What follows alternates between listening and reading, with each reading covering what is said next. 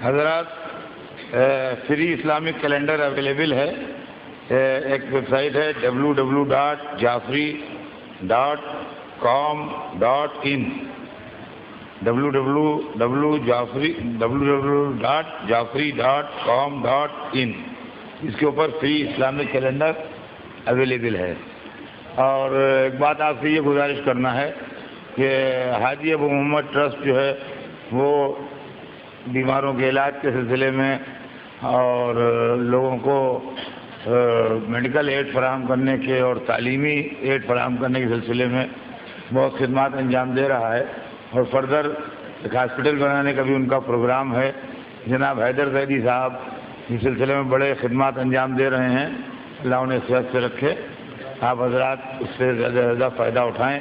فتوت میں وہ لوگ بیٹھتے ہیں مرزا علی اسٹریٹ پر امامیہ مسجد سامنے. وہاں سے آپ سے مزید فردر معلومات جو ہیں وہ حاصل کر سکتے ہیں. یہ ایک گزارش ہے. اور ایک سورہ فاتحہ کی گزارش ہے. میں کچھ نام پڑھ دیتا ہوں. بہت سے لوگوں نے اسے سورہ فاتحہ کے لیے کہا ہے. میں کس سے کہوں؟ بہرحال پھر بھی میں نام پڑھتا ہوں. اچھن خان صاحب ابن بچن خان صاحب، سید غضنفر علی صاحب ابن مظفر علی صاحب، ایاز حسین صاحب، سید شاکر حسین صاحب ابن رعایت حسین صاحب، اور ہمارے اور بعض دوست جیسے جناب تقی بھائی مچھی والا، جناب احمد بھائی منجی، اور جناب روشن بھائی داؤد ناصر. یہ لوگ ہم سے اس سال بچھڑ گئے ہیں. یہ لوگ اور جو مومنین و مومنات بچھڑ گئے ہیں ان سب کے واسطے ایک سورہ فاتحہ پڑھ کے بچھڑ.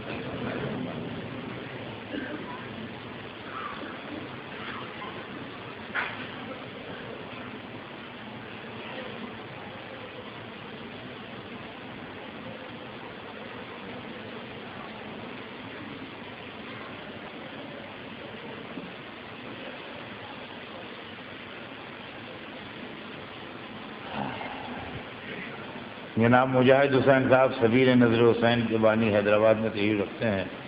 ان کے امین جناب حیدری صاحب ہیں اور حیدری کتب خانے کے جو پروپرائٹر ہیں. یہ کربلا کے خواہش مند ہیں جانے کے. اگر آپ ان کی کوئی ہیلپ کر سکتے ہوں تو ضرور فرمائیں. فاتحہ.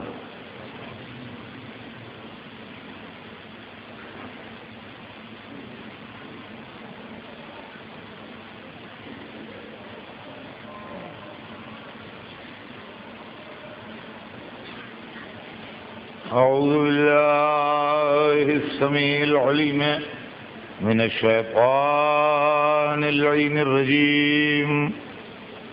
بسم اللہ الرحمن الرحیم. الحمد للہ رب العالمین والصلاة والسلام علی سیدنا و شفیعنا ابی القاسم محمد وآلہ الطیبین الطاہرین المعصومین ولعنۃ اللہ علی اعدائہم اجمعین من یومنا ھذا الی یوم الدین. اما بعد فقد قال اللہ سبحانہ تبارک و تعالی فی کتابہ المبین وہو اصدق الصادقین. یا ایھا الناس انا خلقناکم من ذکر و انثی وَجَعَلْنَاكُمْ شُعُوبًا وَقَبَائِلَ لِتَعَارَفُوا إِنَّ أَكْرَمَكُمْ عِندَ اللَّهِ أَتْقَاكُمْ إِنَّ اللَّهَ عَلِيمٌ خَبِيرٌ. صلوات بھیجنے.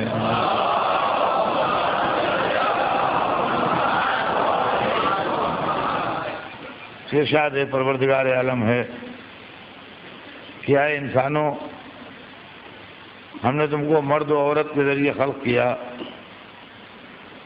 اور تمہارے اندر شعبے اور قبیلے، سیکٹس اور ٹرائبس، خاندان، یہ سب بنائے. اس لیے بنائے کہ تم پہچانے جاؤ. ان اکرمکم عند اللہ اتقاکم، یقیناً اللہ کے نزدیک عزت والا وہ ہے جو اللہ سے ڈرتا سب سے زیادہ ہو. ان اللہ علیم خبیر، اللہ یقیناً ہر چیز کا جاننے والا اور ہر چیز سے باخبر ہے. سلسلہ کلام ذہن عالی میں ہوگا. ہمارے آپ کے درمیان موضوع سخن ہے اسلام دین انسانیت، اور اسلام کے مختلف پہلوؤں کے اوپر میں اپنے امکان بھر، جو میرے جیسے فقیر اور معمولی انسان کو ہو سکتا ہے، میں کوشش کرتا ہوں کہ اپنے نوجوانوں اور بچوں کو سمجھاؤں. چنانچہ کل ہمارے آپ کے درمیان جو گفتگو رہی وہ جہاد کے موضوع پر تھی کہ جہاد صرف تلوار چلا لینے ہی کا نام نہیں ہے، بلکہ جہاد بہت سی چیزوں کے ذریعے ہو سکتا ہے. زبان سے بھی جہاد ہوتا ہے، قلم سے بھی جہاد ہوتا ہے، پیسے سے بھی جہاد ہوتا ہے، نفس کو کنٹرول کر کے بھی آدمی جہاد کرتا ہے، اور پھر اگر تلوار ہی کے ذریعے جہاد ہوتا ہے تو انسانی اقدار اور ہیومن ویلیوز کو پیش نظر رکھ کے جہاد ہوتا ہے، ان کو پامال کر کے جہاد نہیں ہوتا. اور فرمایا اب اگر اس کے بعد بھی کسی کے دل میں تمنا جہاد ہے تو آج میں اپنے نوجوان بچوں کو یہ بتاؤں کہ اگر وہ جہادی بننا چاہتے ہیں تو وہ کیسے جہادی بنے. آپ جہاد کیجئے اور ضرور جہاد کیجئے، مگر جہالت کے خلاف، الٹریسی کے خلاف، تعلیم سے محرومی کے خلاف. آپ کوشش کیجئے کہ اگر آپ اپنے محلے کے بچوں کو، اپنے قریب کے بچوں کو تعلیم دے سکتے ہیں تو ان کو تعلیم دیجیے. اگر آپ کتاب لکھ سکتے ہیں ان کی علمی حالت کو امپروو کرنے کے لیے تو آپ کتاب لکھیے. اگر آپ ایک بچے، دو بچے، چار بچوں کو، کسی کو یا تھوڑا بہت کسی کو اسپانسر کر سکتے ہیں تعلیم دلانے کے لیے تو آپ تعلیم دلائیے. اگر آپ علم کی روشنی پھیلا رہے ہیں اور جہالت کے خلاف جہاد کر رہے ہیں وہ آپ یقین مانیے کہ آپ مولا علی کے سپاہی ہیں. آپ مولا علی کے سپاہی ہیں. اگر آپ چاہتے ہیں کہ مولا علی کے ہمراہ رکاب جہاد کریں، کہ ایسی لڑائی میں شریک ہوں جس کی قیادت جناب امیر کر رہے ہوں، تو آپ جہالت کے خلاف لڑیے، آپ الٹریسی کے خلاف لڑیے، آپ لوگوں کو زیادہ سے زیادہ ایجوکیٹ کیجئے. آپ کوشش کیجئے کہ تعلیم میں زیادہ سے زیادہ فیسلٹیز لوگوں کو ملیں. اور جہاد آپ کا اگر جہالت کے خلاف ہوگا تو یہ جہاد یادگار رہ جائے گا. اگر آپ کو جہاد کرنا ہے تو آپ غربت کے خلاف جہاد کیجئے. آپ کوشش کیجئے کہ آدمی کام سے لگیں. آپ کوشش کیجئے کہ ان کی غربت دور ہو. آپ ان کو ایسے ذریعے بتائیے، ایسے کاروبار بتائیے، ایسے راستے بتائیے. اس لیے کہ اگنورینس بھی بہت بڑی مصیبت ہے، نہ جاننا بھی بہت بڑی مصیبت ہے. ہم واقف نہیں ہیں کہ ہمیں کہاں سے لون مل سکتا ہے، ہمیں کہاں سے مدد ہو سکتی ہے، ہم کون سی کاروبار شروع کر سکتے ہیں. آپ ان کی کاؤنسلنگ کیجئے، ان کو بتائیے. آپ بے روزگاری کے خلاف جہاد کیجئے. اللہ آپ کو جنت میں جگہ دے گا. بہت بڑا کام ہے اگر آپ 10-20 آدمیوں کو روٹی روزی سے لگا دیں. یقین مانیے کہ اگر 10 خاندان آپ نے کام سے لگا دیے تو خیر جاریہ ہے آپ کے واسطے. بہت بڑا عمل خیر ہے جو آپ نے کیا. آپ جہاد کیجئے بیماریوں کے خلاف. غریبی ہے، نادانی ہے، ناسمجھی ہے، نہیں جانتے ہیں، لوگ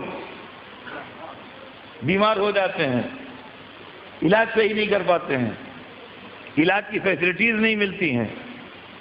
آپ کوشش کیجئے، اہل خیر کو متوجہ کیجئے، اگر آپ کو اللہ نے اس حیثیت کا بنایا ہے تو آپ اپنی اس حیثیت سے فائدہ اٹھائیے، اگر آپ اس حیثیت کے نہیں ہیں تو آپ کسی کو رہنمائی کیجئے، کسی بیمار کے لیے، کسی پریشان حال کے لیے، کسی ایسے کے لیے کہ آپ بیماری کے خلاف جہاد کیجئے۔ اگر آپ بیماری کے خلاف جہاد کرتے ہیں، اگر آپ غریبی کے خلاف جہاد کرتے ہیں، اگر آپ جہالت کے خلاف جہاد کرتے ہیں، الٹریسی کے خلاف جہاد کرتے ہیں، تو آپ یقین مانیے کہ یہ جہاد آپ کا اللہ کی راہ میں بھی مقبول ہوگا، اور اس جہاد کے اندر آپ مولا کے سپاہیوں میں شمار ہوں گے۔ اس لیے کہ جہاد، عزیزان گرامی، جہاد انسانیت کی راہ میں، مذہب کی راہ میں، اللہ کی خوشنودی کے لیے کوشش کرنے کا نام ہے۔ تو وہ چیزیں جن سے انسانیت پسماندہ ہوتی ہے، وہ چیزیں جن سے انسانیت کو نقصان پہنچتا ہے، وہ چیزیں جو انسانیت کے لیے میزریز ہیں، غم ہیں، پریشانیاں ہیں، ان کو دور کرنے کی کوشش کیجیے، تو یہ بہت بڑا جہاد ہوگا، یہ جہاد اعظم ہوگا۔ بے گناہوں کو مار کے جہاد نہیں ہوگا، غریبوں کو پریشان کر کے جہاد نہیں ہوگا، زمین خدا پر فساد پھیلا کے جہاد نہیں ہوگا۔ آپ علم کی روشنی پھیلاتے جائیے، جہاد کا پرچم لہراتا جائے گا۔ اور عزیزان گرامی، یہ بھی سمجھ لیجئے کہ جن کے دل میں محبت حیدر کرار ہے اور جو علی کے شیداں ہیں، وہ علی جو علم پھیلانے کے لیے، وہ علی جو انسانوں کی غریبی دور کرنے کے لیے، وہ علی جو بیماروں کی مدد کرنے کے لیے ہر وقت تیار رہتے تھے، ان علی کے ساتھ اگر آپ جہاد میں شریک ہونا چاہتے ہیں تو آئیے میں آپ کو نہج البلاغہ کی مدد سے جہاد میں شریک کروائے دیتا ہوں۔ اہل ایمان، آئیے میں آپ کو جہاد میں شریک کروا دوں۔ جمل کی لڑائی ختم ہوئی ہے اور مولا علی کو لوگ گھیرے کھڑے ہیں، اور چاہنے والوں کے چہروں پر مسکراہٹ ہے، خوشی ہے، ظاہر ہے کہ علی کامیاب ہوئے ہیں تو علی کے چاہنے والے مسرور ہوں گے۔ اور اس میں ایک شخص ہے جو مولا علی کو بہت چاہتا ہے، فدائی ہے، قربان ہے علی پر، اور اس کا ایک بھائی بھی ہے، وہ بھی مولا علی کو اتنا ہی چاہتا ہے جتنا یہ چاہتا ہے۔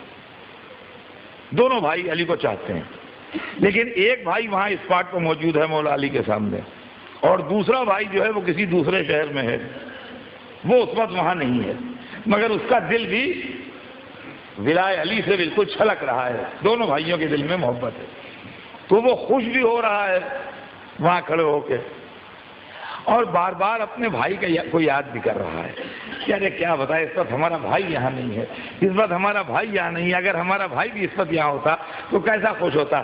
یعنی بار بار اس کو خوشی بھی ہو رہی ہے اور بار بار اپنے بھائی کی یاد بھی آ رہی ہے کہ اگر ہمارا بھائی ہوتا تو اس وقت کتنا خوش ہوتا۔ مولا علی نے اس کی اس بے چینی کو محسوس کیا اور ایک دفعہ اس کی طرف مڑے اور کہا کیا تمہارا بھائی ہمیں چاہتا ہے؟ کیا تمہارا بھائی ہمیں چاہتا ہے، ہم سے محبت رکھتا ہے؟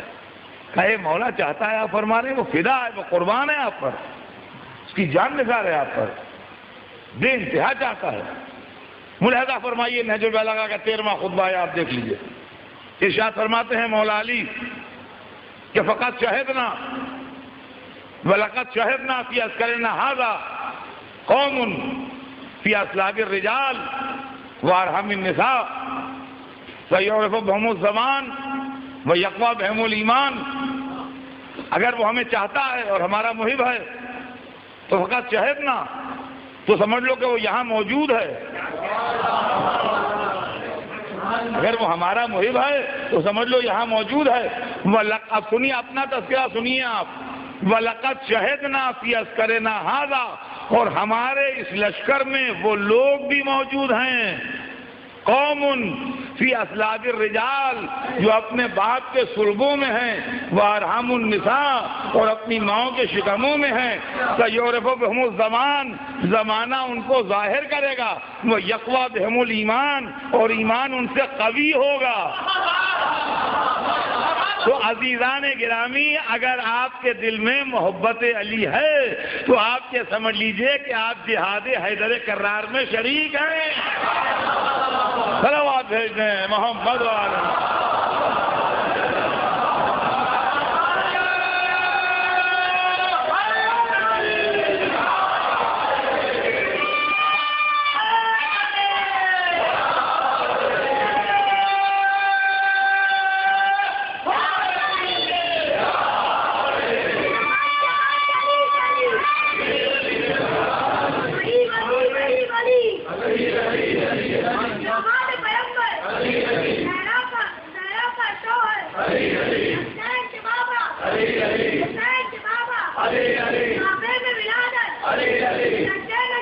ایک دفعہ صلوات بھیجتے ہیں آپ حضرات مل کے محمد والا۔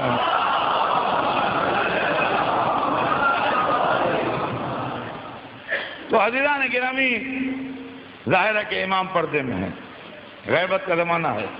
ہمارے یہاں غیبت امام میں جہاد کا حکم نہیں دیا جا سکتا۔ ہم جہاد اسی طرح کر سکتے ہیں کہ ہم بے دینی کے خلاف لڑیں، ہم جہالت کے خلاف لڑیں، ہم غربت کے خلاف لڑیں، ہم بیماریوں کے خلاف لڑیں، ہم ان پریشانیوں اور ان تکلیفوں کے خلاف لڑیں جن میں غریب اور دکھ بھرے انسان مبتلا ہے۔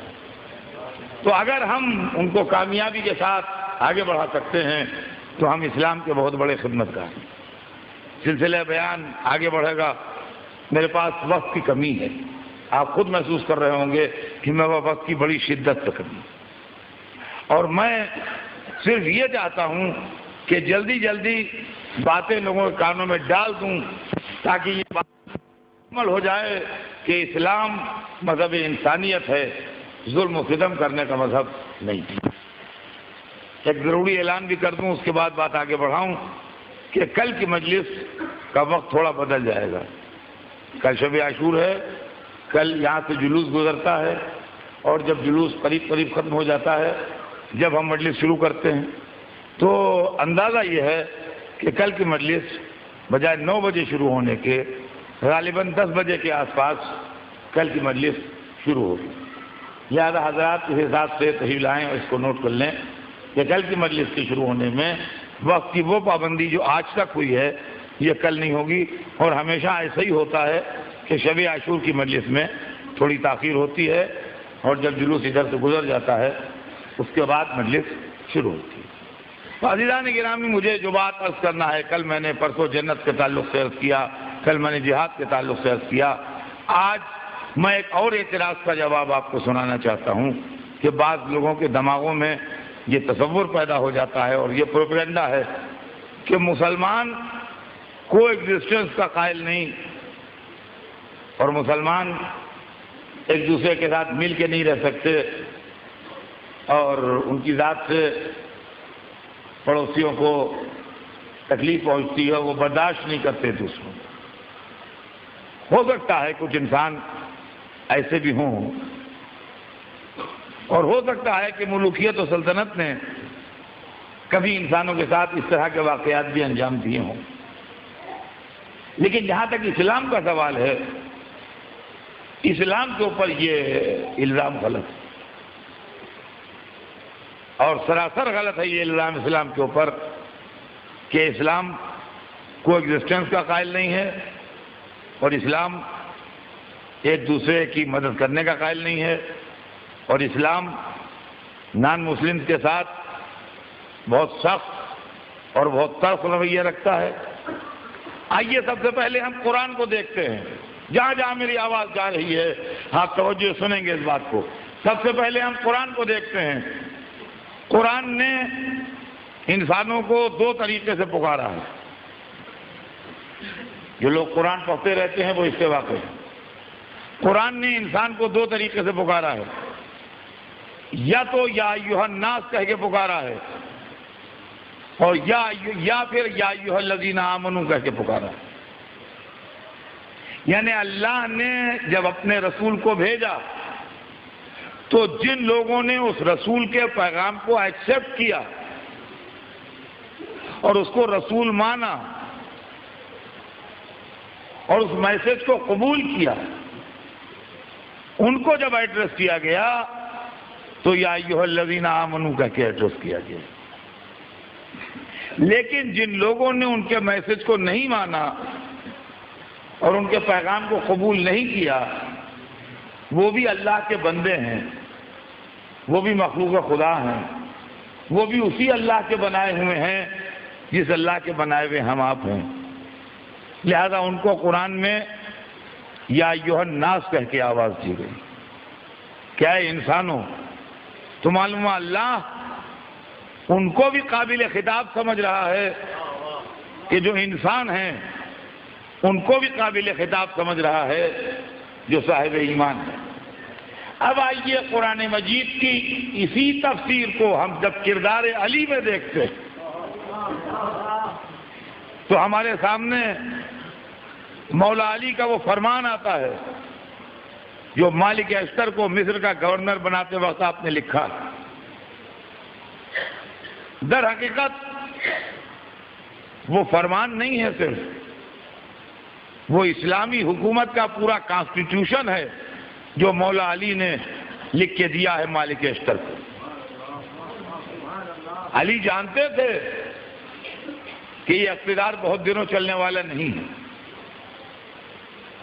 علی کو اللہ نے وہ علم عطا کیا تھا کہ مستقبل ان کی نگاہوں کے سامنے روشن تھا. وہ مستقبل سے بے خبر نہیں تھے، لیکن وہ چاہتے تھے کہ صبح قیامت تک کے واسطے، انسانوں کے واسطے اسلامی اصول اور قاعدے جو ہیں وہ نظیر بن کے رہ جائیں، تاکہ اگر کبھی کوئی اسلام کے خلاف کوئی بات کہے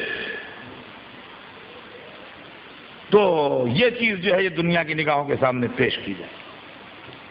مالک اشتر مولا علی کے ایک صحابی تھے، مولا علی کے چاہنے والے تھے. ان کو گورنر بنا کے جس وقت آپ نے مصر کی طرف بھیجا تو آپ کو نہج البلاغہ کے اندر وہ فرمان موجود ہے، اور انگریزی میں اور مختلف زبانوں میں اس کے ٹرانسلیشن بھی ہو چکے ہیں. اور میں سمجھتا ہوں کہ اس مجلس میں سینکڑوں نہیں ہزاروں ایسے لوگ بیٹھے ہوں گے جو اس کو پڑھ چکے ہوں گے. وہ جہاں سے شروع ہو رہا ہے یہیں سے یہ بات کہی گئی ہے کہ مالک، جس علاقے میں تمہیں بھیج رہا ہوں اس کے اندر تمہیں دو طرح کے لوگ ملیں گے. اخ لک فی الدین اور شبیہ لک فی الخلق. یا وہ ہوں گے جو تمہارے دینی بھائی ہوں گے، یا وہ ہوں گے جو شکل و صورت و خلقت میں تمہارے جیسے ہوں گے. یعنی مولا علی نے انسانوں کو دو حیثیتوں میں تقسیم کیا. یا تو وہ تمہارے عقائد و خیالات و نظریات سے ہم آہنگ ہوں گے اور اس کے ساتھ ہوں گے تو وہ تمہارے دینی بھائی ہیں، لہذا اپنا بھائی سمجھ کے ان کی مدد کرو.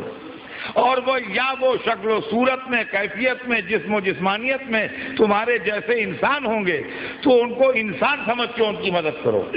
تو بنیادی طور سے اسلام کی تعلیم یہ ہے کہ ابتدا میں انسانوں کو دو حصوں میں بانٹا گیا ہے. یا وہ 100% نظریات و عقائد میں تمہارے ہمنوا ہیں تو اپنا بھائی سمجھو ان کو، اور یا وہ نظریات و عقائد میں تم سے اختلاف رکھتے ہیں تو محض اس بنیاد کے اوپر کہ وہ نظریات و عقائد میں تم سے اختلاف رکھتے ہیں ان کے اوپر ظلم و ستم نہ کرو، بلکہ یہ سمجھو کہ وہ تمہاری طرح انسان ہیں. جیسے تمہارے ضروریات ہیں ویسے ان کے ضروریات ہیں، جیسے تمہارا دکھ درد ہے ویسے ان کا دکھ درد ہے، جیسے تمہاری غم و خوشی ہے ویسے ان کی غم و خوشی ہے. لہذا اگر تم حاکم بنے ہو تو دونوں کا خیال رکھنا، مذہبی بنیاد پر بھی اور انسانی بنیاد پر بھی. اور ہم نے آج قرآن کا غلط انٹرپریٹیشن ہو رہا ہے. آج رسول کی حدیثوں کو اپنے مطلب کے سانچے میں ڈھالا جا رہا ہے اور اس کے بعد اسلام کو بدنام کیا جا رہا ہے. ہم منبر پر آتے ہیں تو ہمارا فرض بنتا ہے کہ ہم اسلام کی طرف سے لوگوں کی غلط فہمیاں اور مس انڈرسٹینڈنگ دور کریں اور ان کو یہ سمجھائیں کہ سچائیاں وہ نہیں ہیں جو ملوکیت و سلطنت کی طرف سے سامنے لائی جاتی ہیں، بلکہ سچائیاں وہ ہیں جو قرآن و حدیث کی طرف سے سامنے لائی جاتی ہیں. آج مذہب کے متعلق ایک عام تصور یہ قائم کر دیا جاتا ہے کہ ڈرا ڈرا کے مذہب منوا لیا، جہنم کے مجدے سنا سنا کے مذہب منوا لیا، دھمکا دھمکا کے مذہب منوا لیا، دہلا دہلا کے مذہب منوا لیا، جہنم کی جھلکیاں دکھا کے مذہب منوا لیا۔ ایسا نہیں ہے، یہ خیال دل سے نکال ڈالیے کہ دہلا دہلا کے مذہب منوایا ہے۔ نہیں، مذہب بڑے پیار سے منوایا گیا ہے، اس لیے کہ مذہب کا سمبل نہ میں بنوں گا، نہ آپ بنیں گے، نہ آپ بنیں گے۔ مذہب کیا ہے، اسلام کیا ہے، قرآن سے بڑھ کے کون بتائے گا؟ قرآن ہر جگہ موجود ہے، یہاں بھی موجود ہے۔ کھولیے قرآن، پہلی آیت جو قرآن کی ہے وہ پڑھیے، آپ کو پہلی آیت میں جواب مل جائے گا کہ مذہب پیار و محبت سے پھیلا ہے کہ ڈر و خوف سے پھیلا ہے۔ پہلی آیت میں آپ کو جواب مل جائے گا۔ قرآن مجید کی پہلی آیت کیا ہے آپ کو معلوم ہے؟ قرآن کہاں سے شروع ہو رہا ہے؟ بسم اللہ الرحمن الرحیم۔ قرآن شریف کی پہلی آیت جو ہے جہاں سے قرآن شروع ہو رہا ہے وہ یہ ہے کہ بسم اللہ الرحمن الرحیم۔ بسم اللہ الرحمن الرحیم کے معنی کیا ہے؟ شروع کرتا ہوں اس اللہ کے نام سے جو رحمان و رحیم ہے۔ ہمیں اللہ کا انٹروڈکشن دیا جا رہا ہے، اللہ کو پہچانوایا جا رہا ہے کہ تمہارا اللہ کون ہے، بندوں پہچانو۔ تو اگر ہم کسی حاکم کے سامنے جا رہے ہیں، کسی بادشاہ کے سامنے جا رہے ہیں، کسی بہت بڑے افسر کے سامنے جا رہے ہیں، تو کبھی کبھی یہ سوال ہوتا ہے دماغ میں کہ اس کا مزاج کیسا ہے، اس کا نیچر کیسا ہے، وہ کس ٹائپ کا ہے۔ اگر یہ معلوم ہوتا ہے بڑے خوش مزاج ہیں، بڑے رحم دل ہیں، بڑے اچھے ہیں، تو آدمی ہمت لے کے جاتا ہے۔ اور اگر یہ معلوم ہوتا ہے بہت بد مزاج ہیں، بہت غصے ور ہیں، بہت جلالی ہیں، تو آدمی کانپتا ہوا جاتا ہے۔ اب اسلام کا دروازہ کھل رہا ہے، قرآن کی پہلی آیت آ رہی ہے، اللہ کا انٹروڈکشن ہو رہا ہے۔ تو اللہ کا انٹروڈکشن اسلام کیسے کرا رہا ہے؟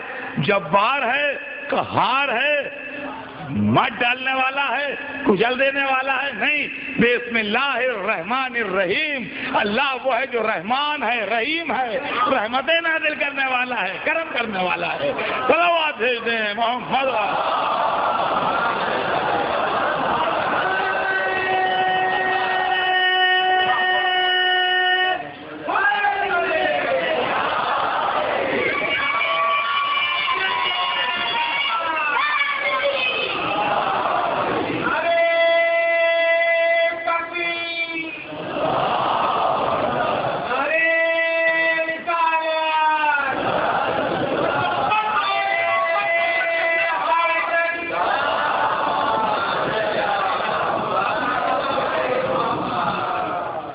تو عزیزان گرامی، یہ اللہ ہے۔ کیسا ہے اللہ؟ قرآن پاک میں جو پہلی آیت ہمیں ملی اس میں کیا لکھا ہوا ہے؟ جس کا دل چاہے سینکڑوں قرآن کی کاپیاں یہاں رکھی ہیں، کھول کے دیکھیں۔ بسم اللہ الرحمن الرحیم، شروع کرتا ہوں اس اللہ کے نام سے جو رحمان الرحیم ہے۔ خیر اللہ ہے تو بے شک ہے، تو اسی نے ہمیں بنایا، اسی نے ہمیں خلق کیا، اسی نے ہمیں وجود دیا، اسی کی وجہ سے ہم بول رہے ہیں، اسی کی وجہ سے ہم سن رہے ہیں، اسی کی وجہ سے یہاں بیٹھے ہیں۔ مگر نہ وہ ہمیں کبھی دکھائی دیا ہے، نہ دکھائی دے گا، نہ اس کی آواز ہم نے سنی ہے، نہ سنیں گے۔ دل کو یقین ہے کہ وہ ہے، مگر آنکھوں نے اس کو دیکھا نہیں۔ عقل کی آنکھوں نے دیکھا ہے، ان آنکھوں نے نہیں دیکھا۔ اس نے ہماری ہدایت کے واسطے رسول بھیجا۔ رحمان و رحیم نے ہماری ہدایت کے لیے رسول بھیجا، تو کیسا بھیجا؟ بڑا غصے ور ہے، بڑا بد مزاج ہے، بڑا سخت ہے، ذرا ذاتی بات پر عذاب ریکمینڈ کرتا ہے؟ نہیں، وَمَا أَرْسَلْنَاكَ إِلَّا رَحْمَةً لِلْعَالَمِينَ۔ صلوات پر محمد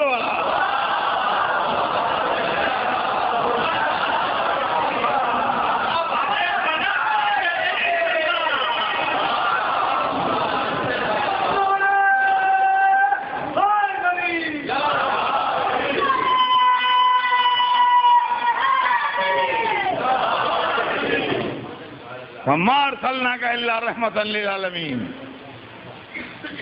ہم نے آپ کو نہیں بھیجا مگر عالمین کے لیے رحمت بنا کے۔ اللہ اللہ، یہ قرآن پاک ہے، آپ کبھی پڑھیے۔ یہ آیتیں لوگ نہیں پڑھتے، اپنے مطلب کی پڑھ لیتے ہیں۔ پر قرآن میں یہ بھی تو لکھا ہے، میں قرآن کے علاوہ نہیں پڑھ رہا ہوں۔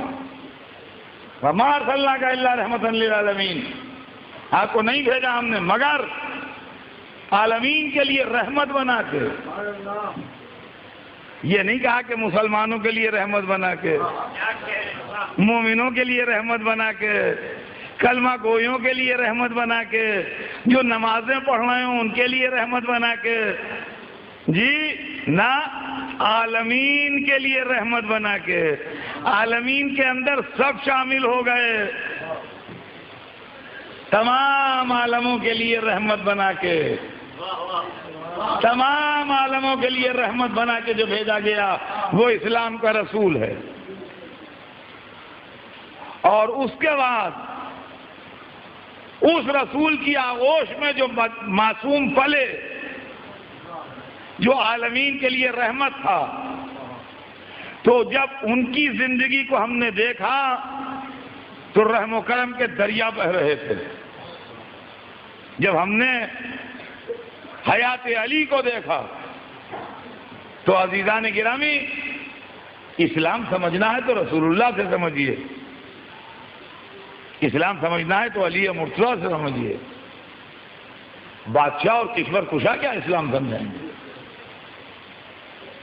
سلطنت و اقتدار والے کیا اسلام سمجھائیں گے؟ اسلام، انسان تو بڑی چیز ہے۔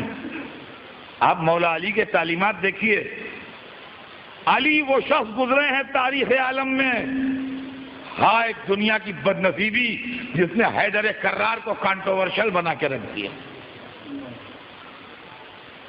کبھی دنیا سوچے تو کہ علی کیا؟ خبردار، ہرے درخت نہ کاٹنا، خبردار ہری فصلیں برباد نہ کرنا، یہ سب تعلیمات ہیں۔ اگر ایک درخت کو کاٹنا تو اس کی جگہ دوسرا درخت لگا دینا تاکہ تمہاری زمین لہلہاتی رہے۔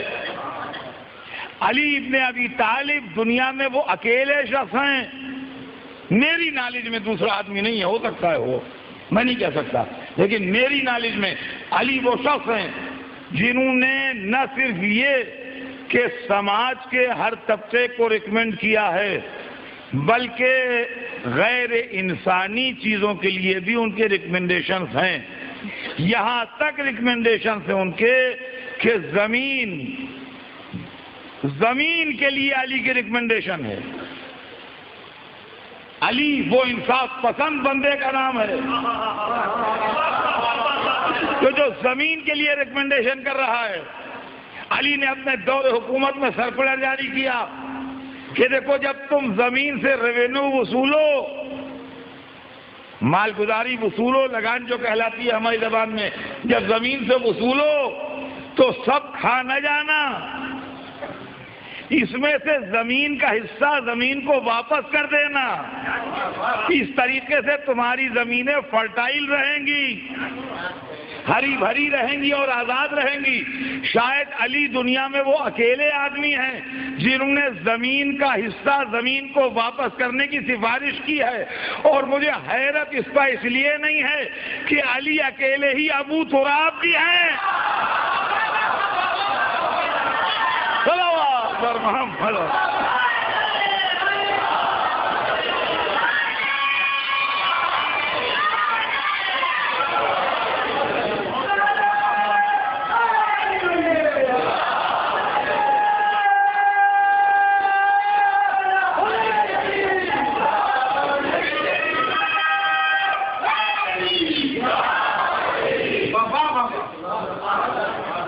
درختوں کے لیے علی کی وصیت، زمینوں کے لیے علی کی وصیت، ڈیزرٹ کے لیے علی کی وصیت. ارے سنیے تو صحیح، خدا کی قسم یہ وہ چیزیں ہیں کہ جو خیر دوسرے کیوں پڑھیں، ہمیں نہیں موقع ملتا پڑھنے سے. علی نے پوری اسکیم بنائی تھی، کتابوں میں پڑھیے آپ، کہ سعودی عرب کا ڈیزرٹ جو ہے اس کو لہلا دیا جائے. سعودی عرب کا ڈیزرٹ جو ہے اس کو لہلا دیا جائے پورا، اور یہ ڈیزرٹ غائب کر دیا جائے. اور اریگیشن کی اسکیم تاریخ کے اندر پوری بنی ہوئی آج تک موجود ہے. اور بد نصیبی کی بات یہ ہے کہ 1400 برس پہلے علی نے اسکیم بنائی تھی، اور اس وقت سے آج تک اس پر عمل نہ ہوا. اور اسکیم یہ تھی کہ یہ فرات اور دجلے کا پانی، یہ فرات اور دجلے کا پانی جو دو شام سے نکل کے دریا عراق میں آتے ہیں، دجلہ و فرات، جو جا کے بعد میں پرشین گلف میں مل جاتے ہیں، اس کے پانی کو روکا جائے اور ڈیم بنایا جائے، اور جگہ جگہ ڈیم بنا کے یہ پانی جو ہے یہ عرب کے ڈیزرٹ میں نہروں کے ذریعے پہنچایا جائے، اور اس طریقے سے زمین کی پیاس بجھائی جائے. عربستان کے ڈیزرٹ کی وہ زمین جو پیاسی ہے، اس کی پیاس اس پانی کو جو پرشین گلف میں داخل ہو کے چلا جاتا ہے، ویسٹ ہو جاتا ہے، اس کو یوٹیلائز کیا جائے، اس کو ڈائیورٹ کیا جائے عربستان کے ڈیزرٹ کو لہلانے کے واسطے. وہ علی اس شخص کا نام ہے کہ انسان کو پیاسا دیکھنا تو الگ، وہ زمین کو پیاسا نہیں دیکھنا چاہتا. اب سمجھے ساتھی کوثر کیوں کہا گیا؟ اب سمجھے ساتھی کوثر کیوں کہا گیا؟ ڈیزرٹ پیاسا نہ رہے. اور اسی سلسلے میں نے کتاب میں پڑھا کہ باوجود ساری مخالفتوں کے اور ساری لڑائیاں جو آپ کو جھیلنا پڑی اپنے دور اقتدار میں، ان سب کے باوجود ترقیاتی کاموں پر کام شروع تھا. اور ایک طرف اگر وہ سب ہو رہا تھا تو ایک طرف یہ بھی ہو رہا تھا. اور ایک منزل وہ آئی کہ جہاں علی ایک ڈیم کا معائنہ کرنے گئے، ایک ڈیم کا معائنہ کرنے گئے، اس کو دیکھتے رہے. پانی فورس کے ساتھ اوپر سے نیچے گر رہا تھا. علی کھڑے ہیں، ظاہر ہے علی کے اقتدار کا زمانہ تھا تو علی اکیلے نہیں کھڑے ہیں، 10-5 آدمی جہنے بھائی ساتھ بھی کھڑے ہیں. دیکھتے رہے اور ایک دفعہ کہنے لگے کہ اگر میں چاہوں تو اس پانی سے شہروں کو جگمگا دوں، اگر میں چاہوں تو اس پانی سے شہروں کو جگمگا دوں. 1300 برس آدمی کی سمجھ میں جملہ آیا ہی نہیں. ارے دنیا کیا علی کا مقابلہ کرے گی؟ صدیوں پڑھو تو علی سمجھ میں آئیں گے.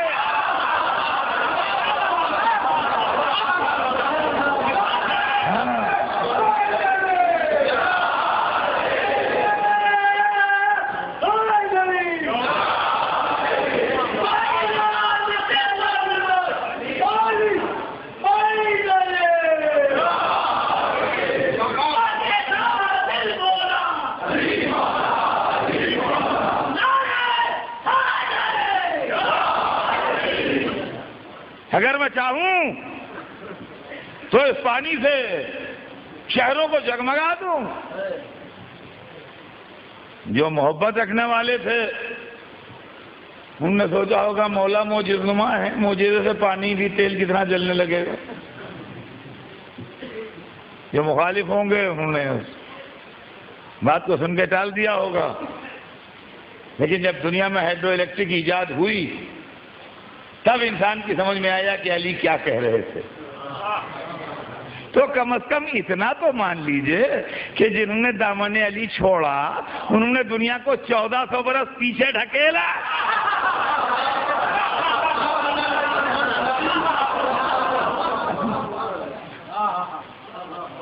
یہ غیر زیرو چیزوں کے لیے علی کی محبت ہے. زمین، درخت، ڈیزرٹ، یہ علی کی محبت. اب آئیے جانداروں سے علی کی محبت. اور علی جو کہہ رہے ہیں وہ اسلام بول رہا ہے. جانداروں سے علی کی محبت. سرکولر جاری کیا ان لوگوں کے نام جو زکوٰۃ کے جانور وصول کر کے لاتے ہیں، ان سب کے نام سرکولر جاری ہوا کہ دیکھو جانوروں پر رحم کرنا سختی نہ کرنا، جانوروں پر رحم کرنا سختی نہ کرنا. ارشاد ہوا کہ اگر تمہارے قافلے میں ایسے جانور ہیں جن کے پیروں میں تکلیف ہے تو آہستہ آہستہ چلنا، ان کو تیز ہکاتے ہوئے نہ لے کے چلنا. اگر دو راستے ہیں اور ایک راستہ قریب کا ہے، شارٹ کٹ ہے، مگر اس میں پانی اور چارے کی سہولت نہیں ہے، اور دوسرا راستہ لانگر روٹ ہے مگر اس میں پانی اور چارے کی سہولت ہے، تو خبردار اپنے آرام کے لیے شارٹر روٹ سے نہ چلنا، لانگر روٹ سے آنا، تاکہ تمہارے ساتھ کے جانور کھانا کھاتے اور چارہ کھاتے اور پانی پیتے ہوئے آ سکیں. عزیزان گرامی، یہ ہے علی ابن ابی طالب جو انسانوں کے علاوہ جانوروں سے بھی محبت کا ثبوت دے رہے ہیں کہ جانوروں کے ساتھ بھی زیادتی نہ ہو. جو جانوروں کے ساتھ زیادتی نہ کرے وہ انسانوں کے ساتھ زیادتی کیا کرے گا. اور وہ واقعہ تو آپ کو سبھی کو معلوم ہے، وہ دہرانے کی ضرورت نہیں ہے کہ 19ویں رمضان کو گھر کی پلی ہوئی بتوں کے لیے وصیت کر دی تھی کہ ان کا بھی خیال رکھنا. تو عزیزان گرامی، اس پوری گفتگو کا نتیجہ یہ ہے کہ اسلام دین انسانیت ہے جو درختوں کے ساتھ بھی انصاف چاہتا ہے، جو زمینوں کے ساتھ بھی انصاف چاہتا ہے، جو جانوروں کے ساتھ بھی انصاف چاہتا ہے، جو غلاموں، کنیزوں، عورتوں، غریبوں، پریشان حالوں، بیماروں اور تکلیف سے مبتلا انسانوں کے ساتھ بھی انصاف چاہتا ہے. لیکن بدنصیبی یہ ہے کہ اسلام کو جب ملوکیت و سلطنت و اقتدار نے ہائی جیک کیا اور اسلام کے اوپر اپنا قبضہ جمایا، تو اسلام ایک ایسا مذہب بن کے سامنے آیا کہ جس کے اندر یہ بات کہی جاتی رہی کہ اس میں کوئی ایگزسٹنس نہیں، یہ ایک دوسرے کے ساتھ ہمدردی کرنے کے قائل نہیں ہے. عزیزان گرامی، ایسی کوئی بات نہیں ہے. قرآن مجید صاف صاف ہم کو ڈائریکشن دے رہا ہے انسانوں کے لیے کہ زمین خدا پر فساد نہ برپا کرو اور انسانوں پر ظلم نہ کرو. پھر اہل کتاب کے لیے حکم ہے، اور اہل کتاب کو صلح کی دعوت دی ہے اسلام نے کہ اہل کتاب یعنی یہودیوں اور عیسائیوں، جب ہم اور تم ایک ہی اللہ کے ماننے والے ہیں تو ہم تم اس کامن ایجنڈے کے اوپر کام کرتے ہوئے انسانیت کی بھلائی کے لیے آگے بڑھیں. ہمارا آفر قرآن میں آج بھی موجود ہے. وہ جواب نہیں دے رہے ہیں تو ذمہ داری ان کی ہے، ہماری نہیں. دوسری طرف مسلم علماء نے، میں کیسے عرض کروں، میرے پاس بس ہوا کی طرح جا رہا ہے اور مجھے کہنا کیا ہے اور نہیں کہہ پا رہا ہوں. دوسری طرف مسلم علماء نے مشکل یہ پیدا کر دی کہ قرآن مجید نے جو ڈائریکشن دیے، دیکھیے میری باتیں سنیے، یہ باتیں پھر نہیں سننے کو ملیں گی. مسلم علماء نے جو ڈائریکشن دیے وہ صحیح نہیں دیے. کیا مطلب؟ ڈاکٹر جو ہے اس کا کوئی مذہب نہیں ہے، مذہب ہے اس کا، لیکن جب وہ ڈاکٹر کی حیثیت سے بیٹھا ہے تو اس کا کام ہے علاج کرنا. ایک ڈاکٹر ہمارے دوست ہیں، ہم ان کے پاس جا کے بیٹھنے لگے. ان کے پاس ایک آیا ہارٹ پیشنٹ، انہوں نے اس کو سب بتایا کہ یہ کھانا، یہ نہ کھانا، یہ پرہیز کرنا، یہ کرنا، یہ کرنا، یہ کرنا۔ جب اس کا نام پوچھا تو وہ کرسچین تھا۔ ہم نے کہا اچھا ٹھیک ہے، میں کرسچین اگر کھائے گا چکنائی تو اس کو ہارٹ کی بیماری ہوگی، ہم سے کیا تعلق، ہم تو مسلمان ہیں۔ دوسرا آیا شوگر پیشنٹ، انہوں نے اس کو ڈائریکشن دی ہے کہ بھئی یہ پرہیز کرنا، یہ پرہیز کرنا، یہ پرہیز کرنا۔ جب اس کا نام نسخے پر لکھنے لگے تو اس نے اپنا نام ہندو بتایا۔ تو ان کا اچھا ہندو آدمی اگر مٹھائی کھائے گا تو اس کو بیماری ہوگی، ہم سے کیا تعلق ہے، ہم تو مسلمان ہیں۔ تیسرا آیا، وہ لیور پرابلم میں تھا، اس کو ڈاکٹر نے سارا پرہیز بتایا، سب بتایا، دوائیں بتائیں، سب بتایا۔ اس کا نام ان کا کون معلوم ہے، بھائی وہ یہودی ہے۔ کہا اچھا ٹھیک ہے، سمجھ گئے، اگر یہودی ہو اور یہ سب کھائے پیے تو ضرور بیمار ہو جائے، ہم سے کیا تعلق، ہم مسلمان ہیں۔ دیکھیے قرآن کتاب انسانیت ہے، توجہ سنیے گا، قرآن کتاب انسانیت ہے، اس نے انسانوں کو ڈائریکشن دیے ہیں، یہ کرو، یہ نہ کرو، ایسا کرو تو فائدہ ہے، ایسا کرو تو نقصان ہے۔ مسلمان نے عجیب و غریب دلچسپ رویہ اختیار کیا۔ یہ آیت کافروں کے لیے ہے، یہ آیت یہودیوں کے لیے ہے، یہ آیت عیسائیوں کے لیے ہے۔ ہم سے کیا مطلب، اس سے مراد یہودی ہیں، اس سے مراد عیسائی ہیں، اس سے مراد کفار ہیں، ہم سے کوئی تعلق نہیں۔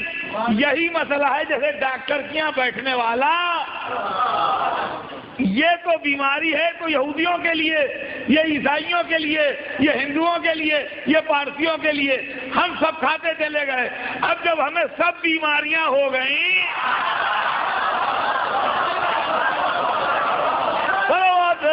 محمد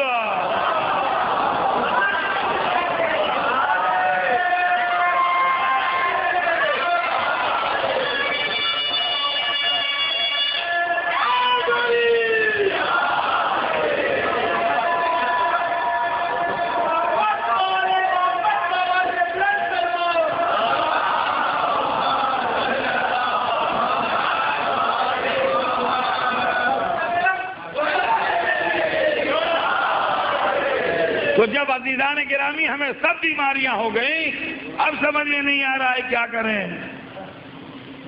اب ہارٹ بھی ڈیمیج ہے، لیور بھی ڈیمیج ہے، کڈنی بھی ڈیمیج ہے، شوگر بھی ہے، اب سب بیماریاں ہیں۔ اور بدنصیبی کی بات یہ ہے کہ اتنے بیمار ہو کے بھی جس کے پاس علاج ہے جانے پر تیار نہیں ہے۔ صلوات بھیج دیں محمد۔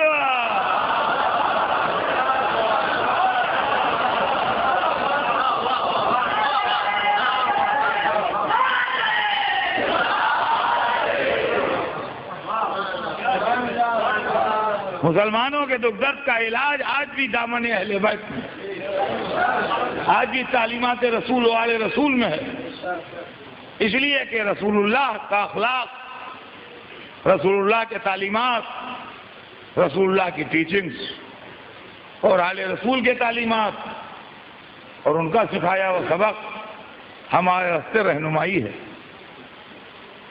ہمارے واسطے رہنمائی ہے۔ رسول، ہمارے رسول کے سینکڑوں نام ہیں اور سینکڑوں صفتیں ہیں، اور اللہ نے انہیں ہر طرح نوازا، وہ ہر طرح عزت دی، مگر حضور کے ترہ امتیاز جو صفت ہے وہ یہ ہے کہ انکا لعلی خلق عظیم۔ اے حبیب، آپ خلق عظیم پر فائز ہیں۔ بڑی بدنصیبی کی بات ہے کہ آج مسلمان حالات کی تلخی کی وجہ سے بدمزاج ہو گیا ہے اور رسول کے خلق عظیم کو بھول گئے۔ اگر اخلاق رسول یاد ہو اور اگر اخلاق اہل بیت یاد ہو تو آج بھی کوئی مشکل نہیں، اور آج بھی کوئی مصیبت نہیں ہے، آج بھی کوئی تکلیف نہیں۔ خدا کی قسم در علی سے وابستگی آج بھی انسان کو کامیاب کر سکتی ہے، لیکن اس در کے اوپر سائل بن کے آئیے تو صحیح، اس در پر سائل بن کے آئیے تو صحیح، منہ موڑ کے جائیے گا تو تقدیر ساتھ تھوڑی دے گی۔ علی کا در وہ ہے کہ جس کے اوپر ہر ایک آتا رہا، اور خدا کی قسم علی ہی وہ ہیں۔ اور سنیے 2 منٹ، وقت تمام ہے، بات تمام ہے۔ علی ہی وہ ہیں کہ جو کسی در پر گئے نہیں، جو آیا انہی کے در پر آیا۔ رسول نے کہا یا علی انت بمنزلۃ الکعبہ، یہ علی تمہاری حیثیت کعبے کی سی ہے، لوگ آئیں گے تم نہیں جاؤ گے۔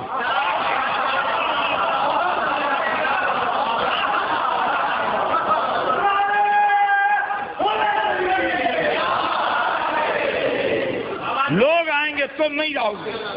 یا علی انت بمنزلۃ الکعبہ، یہ علی تمہاری مثال کعبے کی سی ہے، لوگ آئیں گے تم نہیں جاؤ گے۔ عزیزان گرامی ہر ایک آیا، آیت بھی آئی تو انہی کے در پر آئی۔ انگوٹھی لینے والا بھی آیا تو انہی کے در پر آیا، مسکین و یتیم و اسیر بن کے ملک آئے تو انہی کے در پر آئے، جنت کا کھانا آیا تو انہی کے در پر آیا۔ علی لینے نہیں گئے، علی کو آرزو نہیں تھی، فضائل کو علی کی تمنا تھی۔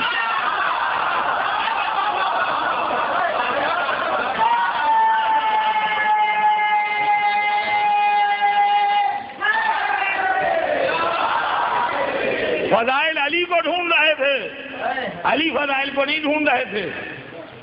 علی کو ولایت چاہیے ہوتی تو سائل کے گھر پر انگوٹھی دینے جاتے، ولایت کو علی چاہیے تھے، حالت نماز میں اتار کے لے گئے۔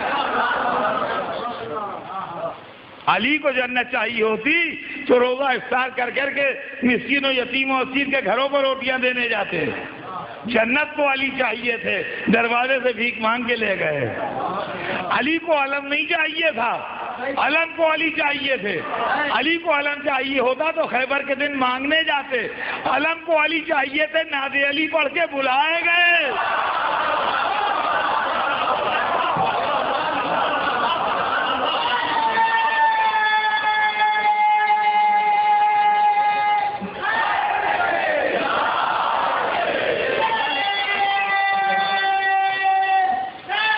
اب سنیے، فضائل کی ایک جملہ اور سن لیجئے بس، ارباب ولا کا مجمع ہے، کچھ تو مجلس کا بھی رنگ ہو۔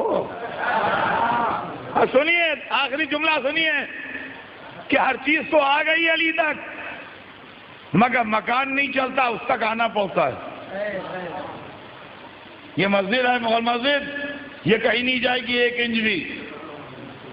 بادشاہ ہو، سلطان ہو، کوئی ہو، جو آئے یہیں آئے گا۔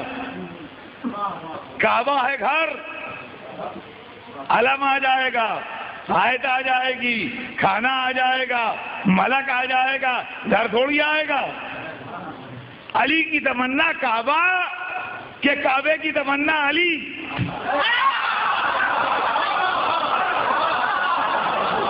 علی کی تمنا کعبہ کہ کعبے کی تمنا علی۔ عزیزان گرامی بس جملہ سنیے، وہ بات تمام ہو۔ اگر بنت اسد دروازے سے جائیں تو علی کی آرزو کعبہ، اگر دیوار در بنے۔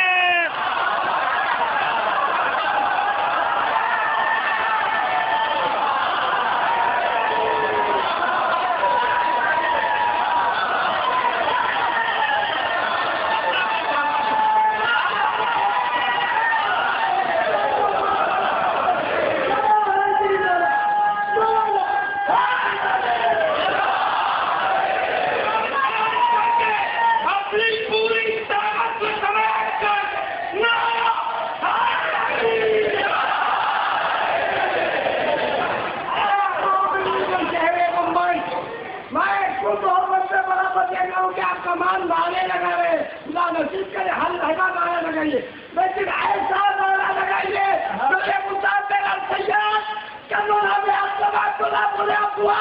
یاد بھی کروں گا، میں بھی کروں گا، ایسا نعرہ ہونا چاہیے تو جگہ آ جائے۔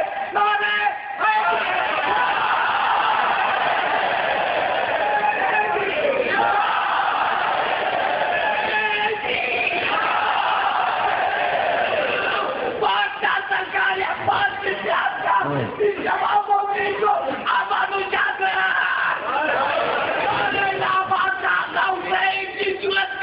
مولا کائنات کی طاقت کا مصطفیٰ پر اثر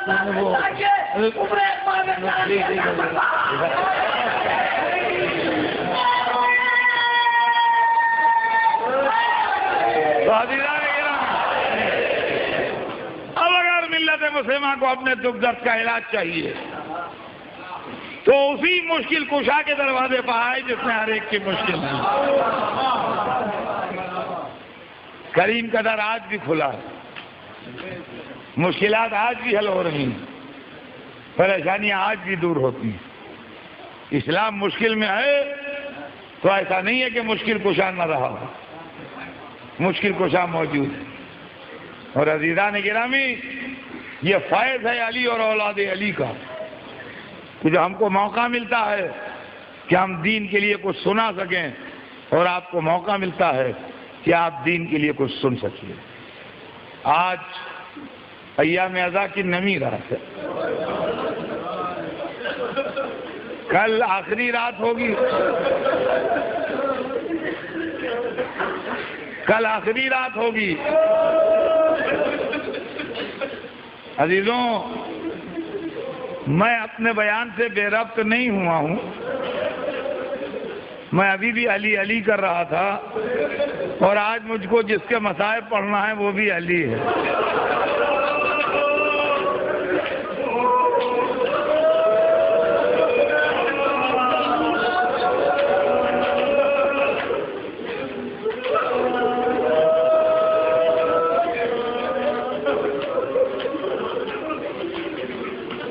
آج آپ ماتم کرتے ہیں علی اکبر کا،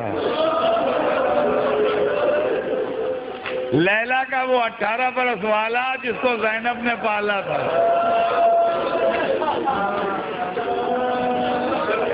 اللہ آپ کے جوانوں کو سلامت رکھے. حسین نے اپنا جوان اللہ کی راہ میں قربان کر دیا.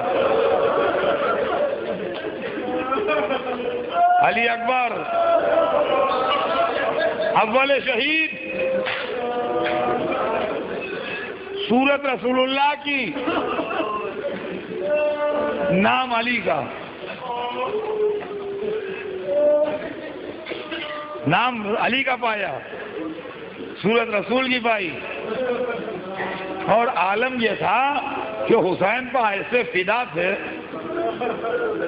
کہ روایت بتاتی ہے کہ مدینے سے کربلا تک بالکل اپنے باپ سے متصل، ادب سے 2 قدم پیچھے، 2 آدمیوں نے ایک لمحے کے لیے حسین کو چھوڑا نہیں. ایک علی اکبر اور ایک عباس.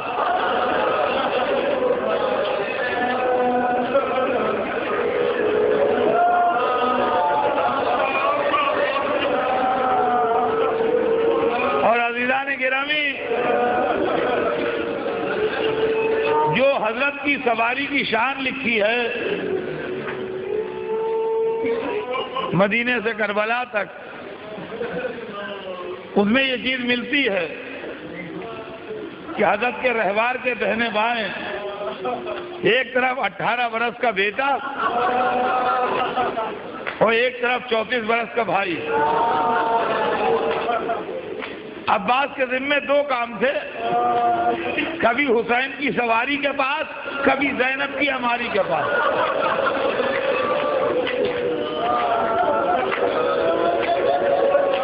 مگر علی اکبر بالکل باپ سے ملے ہوئے. شاید یہی وجہ ہے کہ جب عصر عاشور کو اکیلے نکلے تو فنظر یمیناً و شمال، داہنے بائیں دیکھا،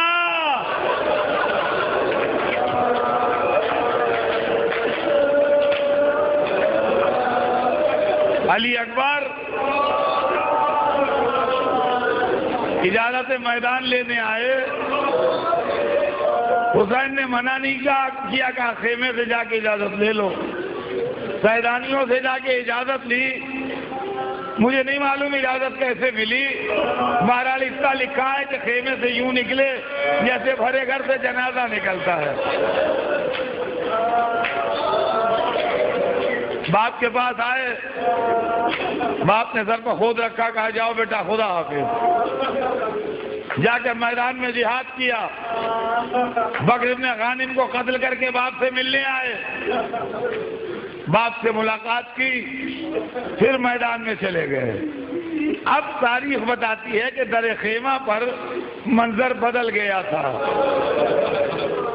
اب لیلا در خیمہ پر نہ تھی، وہ خیمے کے اندر چلی گئی تھی، در خیمہ پر بی بی زینب آ گئی تھی،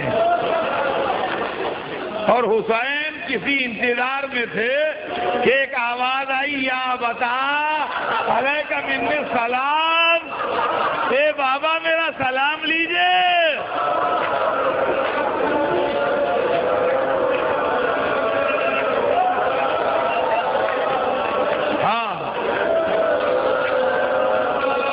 بابا میرا سلام لیجئے۔ حسین چلے، علی اکبر تک پہنچے، جوان بیٹے کو دیکھا سینے میں برچھی کا بل ٹوٹ گیا ہے،